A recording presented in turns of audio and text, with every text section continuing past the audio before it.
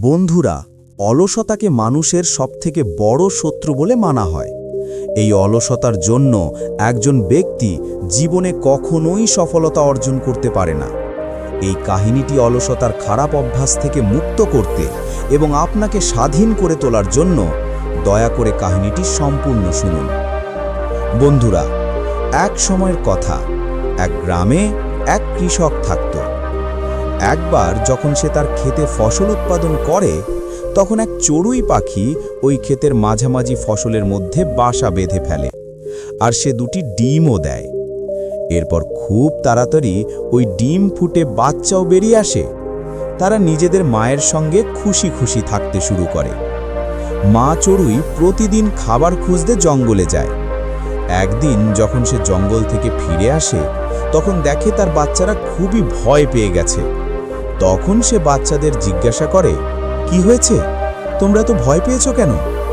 বাচ্চারা বলে, মা, আজ এই ক্ষেতের মধ্যে কৃষক এসেছিল, আর সে বলেছে কাল সে তার ছেলেকে এই ফসল কাটার জন্য পাঠাবে। মা, এখন আমরা কি করব? আমরা তো এখনো উড়তেও শিখিনি। বাচ্চাদের কথা শুনে মা চড়ুই বলে, ভয় পাবে না, কাল এই ফসল কাটার জন্যে কেউই আসবে না। পরের দিন ঠিক সেটাই হয়, কেউই ওই ফসল কাটতে আসে না। কয়েকদিন এইভাবেই কেটে যায়। সবকিছু ভালো চলছিল। ওই চড়ুইয়ের বাচ্চারা খুবই খুশি ছিল। এরপর আবার একদিন যখন চড়ুই জঙ্গল থেকে ফিরে আসে, সে দেখে বাচ্চারা আবার ভয় পেয়ে গেছে। মা পাখি জিজ্ঞেস করতেই তারা বলে, মা, আজ আবার ওই কৃষক এসেছিল। এবার সে বলল কাল সে কিছু শ্রমিককে ফসল কাটার জন্য পাঠাবে। এটা শুনেও মা চড়ুই বলে, ভয় পাবে না, কালও কেউ ফসল কাটতে আসবে না। পরের দিনও সেটাই হয়, কেউই ফসল কাটতে আসে না। আবার কয়েকদিন পরে একদিন যখন চড়ুই জঙ্গল থেকে ফিরে আসে, বাচ্চারা বলে, মা, ওই কৃষক আবার আজ এসেছিল। সে আবার ফসল কাটার কথা বলছিল, কিন্তু আমরা তো জানি কেউই আসবে না, তাই না? মা চড়ুই বলল, সম্পূর্ণ কথাটা বলো। তখন বাচ্চারা বলে, মা, আজ সে বলেছে আমি অন্যের ওপর নির্ভর করে অনেক সময় বরবাদ করেছি, এখন আমি নিজেই এসে এই ফসল কাটব।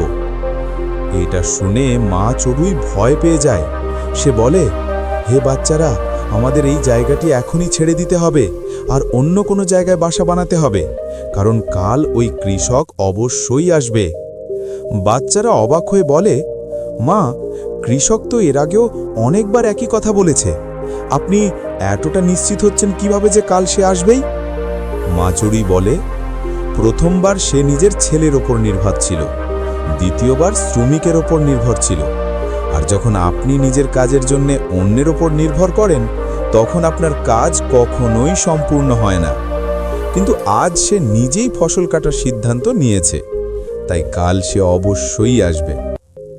এরই মধ্যে বাচ্চারা উড়তে শিখে গিয়েছিল, তাই তারা সবাই সেখান থেকে উড়ে চলে যায় আর নতুন জায়গায় বাসা বেঁধে থাকতে শুরু করে।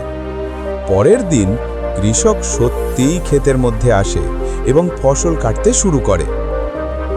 গল্পের শিক্ষা। বন্ধুরা, যে সমস্ত মানুষ সবসময় অন্যের ওপর নির্ভর, তার কাজ কখনোই সম্পূর্ণ হয় না। বাস্তবে সে একজন অলস মানুষ। এই ধরনের মানুষ সমাজে তিরস্কারই পায়। এর অর্থ এই নয় যে আমাদের অন্যের সাহায্য নেওয়া উচিত নয়। সাহায্য নেওয়াতে কোনো অসুবিধা নেই, কিন্তু অন্যের ওপর সম্পূর্ণ নির্ভর হয়ে পড়া, এটা ভুল। নিজের কাজ নিজে করার অভ্যাস আপনাকে আত্মমর্যাদাশীল করে তোলে, আর একজন আত্মমর্যাদাশীল ব্যক্তিকে এই সমাজে সবাই সম্মান করে। শেষ কথা, আপনাকে পজিটিভ করে রাখার জন্য আমার এই প্রচেষ্টাকে অবশ্যই একটি লাইক করুন।